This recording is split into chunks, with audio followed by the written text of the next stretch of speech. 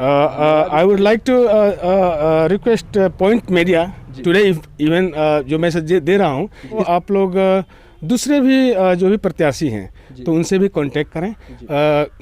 मेरे में और उनमें जो भी एक कंपैरिजन होता है उसको एक कंपैरेटिव स्टेटमेंट्स में आप लाएं और देखें कि कौन सा प्रत्याशी कैसा है। ये ग्राम प्रधान को अक्सर क्या लोग सोचते हैं कि चोर बा उचक्का बा लूटी लहलस हई आयल तनाई दहलस आवास बन तनाई दहलस, ऐसा आता है।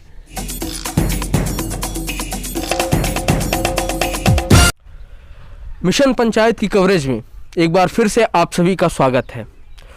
उत्तर प्रदेश के कुशीनगर जिले के इमलियां ग्राम सभा से मैं हूं दिव्यांश रंजन द्विवेदी और आप देख रहे हैं द पॉइंट मीडिया। खबर पक्की है तो चलिए जुबान पर लगे तालों को हटाते हैं और आपको मिलवाते हैं इस ग्राम सभा से प्रधान पद के लिए दम भर रहे प्रत्याशी परशुराम सिंह जी से। हम सबसे पहले स्वागत करते हैं सिंह जी आपका द पॉइंट मीडिया पर। आप सभी का स्वागत है। हम आपसे ये जानना चाहते हैं कि चुनाव लड़ने का आपका मुख्य उद्देश्य क्या है? मेरा मुख्य उद्देश्य ये है कि सरकार के द्वारा जो भी सुविधाएं दी जाती हैं जी, उन सारी सुविधाओं के गरीब जनता के पास जो भी जी, उपलब्ध हो वह सरकार के द्वारा दी गई चीज़ों का उनके पास बुनियादी मिसाल के तौर पे उनके पास उनको पहुंचाना। सरकार की परियोजनाओं को समाज के अंतिम पायदान तक आपका पहुंचाना उद्देश्य है। हम ये जानना चाहते हैं कि इसके लिए चुनाव लड़ना क्यों आवश्यक है? इसके लिए चुनाव लड़ना आवश्यक इसलिए है कि कुछ प्रधान जो पहले रह चुके हैं या रहे हैं, हो सकता है कि किसी कार्यवश या किसी कारणवश वह उस चीज़ को निष्पादन न कर पाए हों और कुछ जनता जो है नाखुश रही है और नाखुश रहने के कारण जनता ने अपने अपने प्रतिनिधि को या उन्हें दिल से यह चुना कि भाई मेरा भी कोई प्रतिनिधि होना चाहिए जो मेरी बातों को बुनियादी तौर पे उस चीज़ को लाए और सरकारी जो भी सुविधाएं हैं उन सारी सुविधाओं को मुहैया कराने का प्रयास करें। तो मैं सिर्फ एक प्रयास हूँ, जनता अगर आशीर्वाद देगी तो उन सारे अपने प्रयासों को मद्देनज़र रखते हुए मैं उनकी सारी सुविधा जो भी दी जाती हैं, पेंशन योजनाएं हैं, अटल पेंशन योजनाएं हैं, इवन मैं प्रयास करूंगा कि इसको दीनदयाल ग्राम घोषित करवा दूं। अगर मेरे अंदर रहेगा तो मैं एमपी लेड से या एमएलए लेड से एमएलए साहब को, एमपी साहब को या पंचायत के स्टेट लेवल में उस चीज़ को ला के एक प्रस्ताव बनवा के एक एस्टिमेट बनवा के उस चीज़ को रखेंगे। अगर वह मंजूर हो जाती है तो उसमें बेटर हम उसको इम्प्रूवमेंट कर सकते हैं, अच्छे तरह से लोगों के पास जो भी सुविधाएं हैं उनको दी जा सकती है। अगर हम ऐसे मीडिया में कहें कि नहीं हम अटल पेंशन योजना इसका नहीं हुआ, भाई दीनदयाल ये नहीं हुआ या कन्या विद्याधन नहीं हुआ, तो बहुत सारी सुविधाएं हैं, उन सारी सुविधाओं को अगर हम व्याख्या करेंगे तो लगभग कहते हैं कि वो हकीकत तक उतर नहीं पाएगी। इसलिए वो सीमित रखते हुए मेरा प्रयास यही है कि सरकार की दी जाने वाली जो भी सुविधाएं हैं उनको प्रत्येक नागरिक तक, ग्रास रूट लेवल तक उसको हम पहुंचा सकें। मैं एक सिर्फ माध्यम बनना चाहता हूं। एक माध्यम बनना चाहते हैं आप जनता के लिए विकास तक पहुंचने का। मैं आपसे ये जानना चाहता हूं कि अभी चुनाव के दिन ये तारीख जो है वो घोषित हो चुके हैं, आप कैंपेनिंग कर रहे होंगे, जनता के बीच जा रहे होंगे, जनता का रिस्पॉन्स कैसा है आपके लिए? रेस्पॉन्स आप हैं जी, बिल्कुल। I would like to request point media today even जो मैसेज दे रहा हूँ, इस मैसेज को आप लोग दूसरे भी जो भी प्रत्याशी हैं तो उनसे भी कांटेक्ट करें। मेरे में और उनमें जो भी एक कंपैरिजन होता है उसको एक कंपैरेटिव स्टेटमेंट्स में आप लाएं और देखें कि कौन सा प्रत्याशी कैसा है। लड़ने वाले तो बहुत लोग हैं, लेकिन मैं किसी व्यक्ति विशेष का नाम न लेते हुए और उनके प्रति कोई भी टिप्पणी करना पसंद भी नहीं करता हूं या अच्छा भी नहीं। किसी व्यक्ति के व्यक्तित्व के विषय में चर्चा करना अच्छा चीज़ नहीं है। आपने जो किया आपके पास है, हमने जो किया हमारे पास है। हम कोई पार्टी की चुनाव नहीं लड़ रहे हैं, ना किसी दल की चुनाव लड़ रहे हैं, चूँकि हम ग्रास रूट लेवल पे हैं और ग्रामीण चुनाव लड़ रहे हैं। तो हमारा एक दायरा है, एक क्षमता है, एक एरिया है। और मिशन क्या है? मेरा मिशन है, मैं एक प्रयास हूँ जी, तो उसको हमको सफल करना है, यही मेरा मुद्दा है और इसी को लेके हम आगे भी बढ़ रहे हैं। अक्सर पंचायत चुनाव में देखा जाता है या छोटे स्तर के जो चुनाव होते हैं गांव के लेवल पर, उनमें होता यह है कि अक्सर जनता दबाव में या बहकावे में, प्रलोभन में आकर के प्रत्याशी चुन लेती है, जिससे कि जनता को पछताना पड़ता है। क्या आपके ग्राम सभा में भी ऐसी स्थिति है या उत्पन्न करने का कहीं प्रयास चल रहा है? ये आपको पता चल जाएगा जी और ये प्रैक्टिकल रूप से हर गांव में चल रहा है। जी लेकिन परशुराम सिंह इस बात को आज पॉइंट मीडिया के द्वारा कहना चाहता है और बहुत बिल्कुल गट से कहना चाहता है कि चूंकि ये बिल्कुल ये रिकॉर्ड है, जी तो आप किसी भी व्यक्ति विशेष को इस ग्राम सभा के किसी भी आदमी को जाके पूछिए, मेरा एक ही मुद्दा है कि ना हम दारू बांटब आ ना मुर्गा देब। जी उठ देवे कोई तो हमके दीह चाहे न दीह, तोहार मर्जी बा, लेकिन विकास खतरे आयल बनी, जौन भी सुविधा सरकार द्वारा मिली वो अपनी घर से नहीं देब।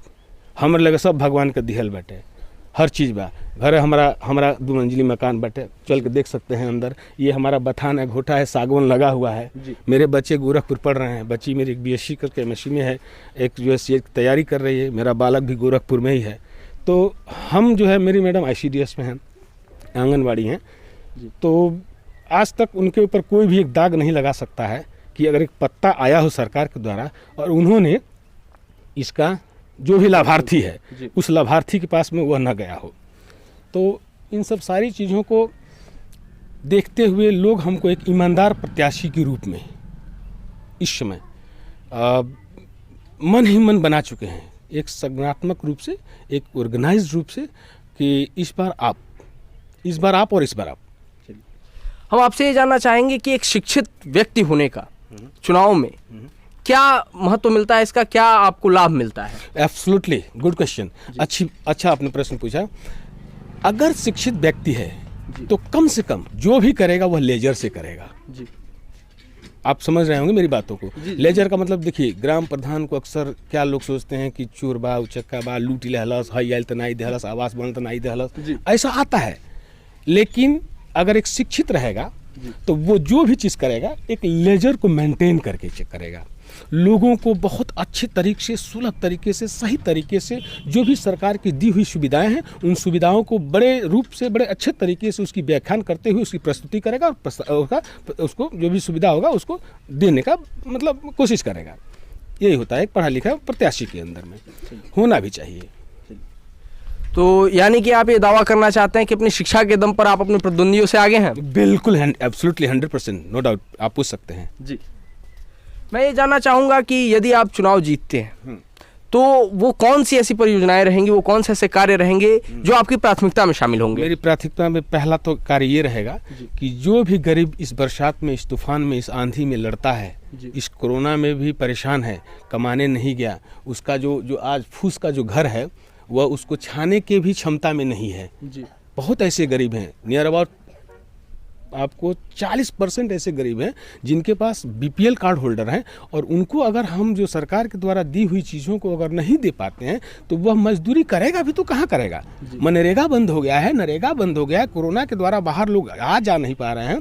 ग्रामीण स्तर पे कोई ऐसी कोई सरकार द्वारा या परियोजनाएं नहीं है कि जो कोई मतलब कोई डेवलप्ड प्लान नहीं है, कॉन्क्रीट प्लान नहीं है जिसके ऊपर में हम किसी को कुछ दिनों के लिए नरेगा मनरेगा चल सकता है, लेकिन हमेशा नहीं चल सकता है। और मजदूरी भी खेतों में कंपाइन आ गई है। पहले गेहूं कटता था हाथ से तो भाई 1-2 दिन मजदूरी चली जाती थी, मक्का था, तो अनाज की पैदावार, पॉपुलेशन ज़्यादा हो गया, जनसंख्या के बढ़ने की वजह से खेत कम हो गए, बट गए, और लोग गरीब से हैं, मतलब अब गरीब से गरीब नहीं हुए, लेकिन कोरोना ने ऐसा मजबूर कर दिया है कि लोग वाकई में ही गरीबी से जूझ रहे हैं। जी, तो इस अवस्था में जिनके पास घर और फूस का घर है या नहीं है, उनको मैं एक कमेटी के द्वारा, गांव का एक कमेटी बनाऊंगा, श्रेष्ठ लोगों का, बुजुर्ग लोगों का, श्रेष्ठ लोगों का। उसके बाद मैं लेखपाल, सेक्रेटरी और अपने पंचायत के जो भी रहेंगे अफसर या तहसीलदार हो या DM हो, जहाँ तक भी चलेगा, जो भी रिलेटेड ऑफिसर हैं, उन अफसरों के पास में उस चीज़ को लाया जाएगा कि सर इसका ऐसा चीज़ है, इसका घर नहीं है, फूस का घर है, ये इसका एस्टीमेट कितना होना चाहिए, इसका कंक्रीट लेआउट कितना होना चाहिए, ये वाकई में व्यक्ति जो है सो कि इस चीज़ के लिए पात्रता रखता है या नहीं रखता है। तो इन सब सारी चीज़ों को लाने के बाद मेरी प्राथमिकता, जो भी जितना किसी के पास जो घर नहीं है, पहला उसको घर देने का प्रयास। अब तो प्रधानमंत्री आवास योजना चलती है, बिल्कुल चलती है। प्रधानमंत्री ग्रामीण आवास योजना जो चलती है, उस योजनाओं के तहत जो भी लाभार्थी होंगे उनका कितना होता है, 2,20,000 लगभग तकरीबन ऐसा है, अब मतलब एग्जैक्टली कितना है, लेकिन उतना हम लोग को ज्ञान नहीं है। उस पर हम इतना डीपली गए भी नहीं हैं, और गए भी जानकारी है भी, तो अब उसको ला नहीं सकें और मीडिया के द्वारा बहुत बड़ा बड़ा बात कह दें, लोगों से बात कह दें, कल वादा फेल हो जाएगा, तो फिर मेरे मार्केट में भी वही इज्जत रहेगी कि जो अदर कैंडिडेट्स की रही हैं, और उस चीज़ को मैं रिस्क लेना नहीं चाहता हूँ। यानी कि जो भी कहना है वो सोच समझ कर कहना है। बिल्कुल सोच समझ के, मतलब हमको वहाँ ऐसे ही झूठ या कुछ ऐसा कुछ प्लान करके हम, तो लोग कहेंगे, कल मेरी शिक्षा को भी लोग कहेंगे कि भाई एजुकेटेड था, थोड़ा बहुत एजुकेटेड था ना, नहीं था ठीक है, वैज्ञानिक नहीं था, लेकिन एक स्वतंत्र भारत का स्वतंत्र नागरिक हो गया, शिक्षित नागरिक, ग्रेजुएट तो था जी। और वो इतना दूर तक झूठ बोल गया कि हम लोग परेशान हो गए।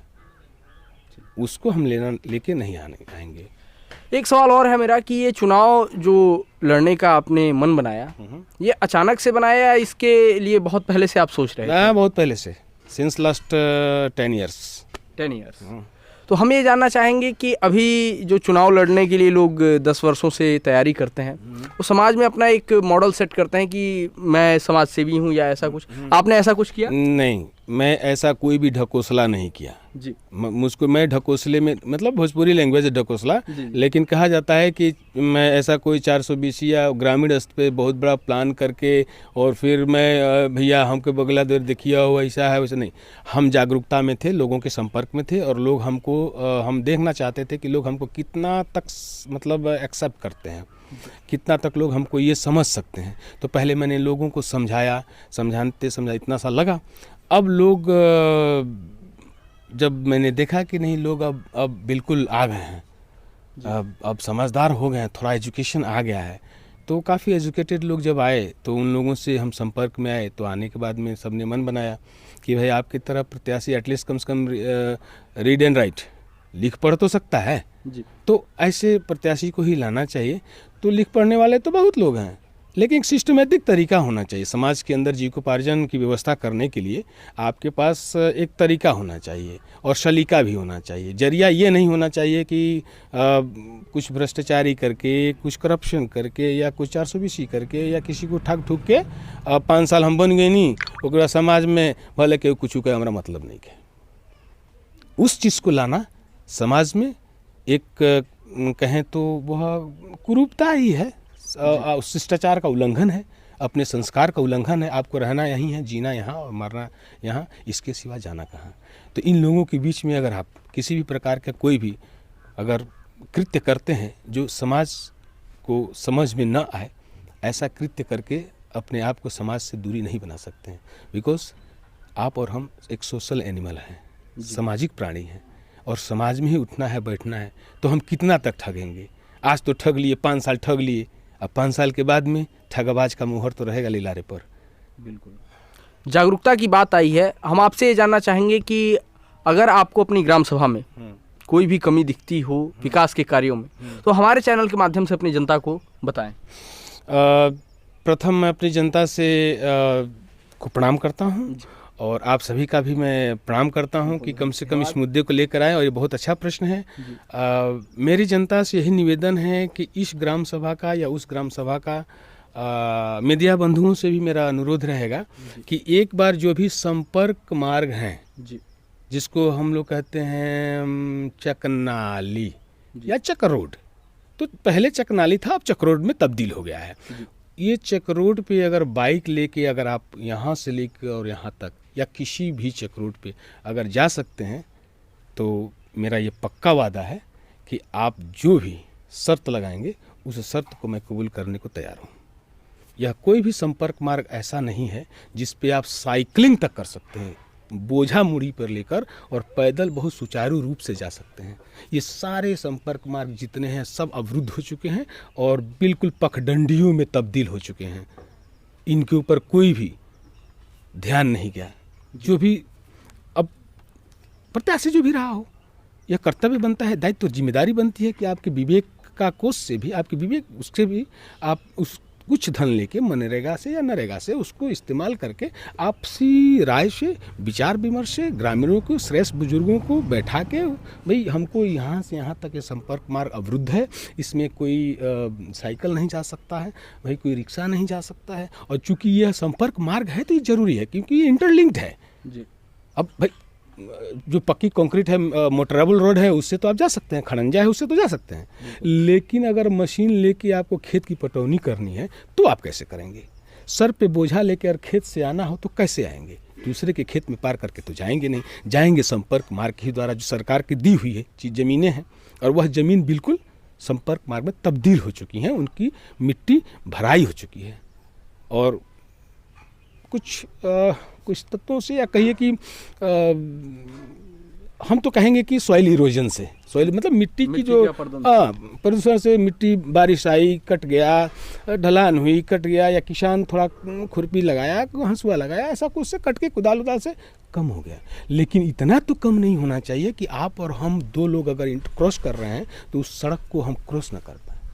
इसलिए आपसे भी मेरा अनुरोध है कि इन सारे संपर्क मार्गों को देख लीजिए, और ग्रामीणों से भी मेरा निवेदन है कि एक बार हमें मौका दें, और अगर मैं ऐसा नहीं कर पाया तो हम उसके जवाब दे रहेंगे। हम आपके राजनीतिक भविष्य के लिए शुभकामनाएं व्यक्त करते हैं। हम शुभकामनाएं व्यक्त करते हैं आपके पंचायत की जनता के लिए, जिन्हें एक योग्य और शिक्षित प्रत्याशी मिले हैं। साथ ही साथ हम अपने तमाम दर्शकों का धन्यवाद करते हैं। नए जुड़ने वाले लोगों से हम ये निवेदन करते हैं कि यदि आप हमारे चैनल पर नए हैं तो हमारे चैनल को सब्सक्राइब कीजिए और हमारे फेसबुक पेज को लाइक कीजिए। बाकी जुड़े रहिए हमारे साथ, क्योंकि हम दिखाते हैं वो जो खबर पक्की है। कैमरा पर्सन बादल के साथ मैं Divyanshu Dwivedi, the point media.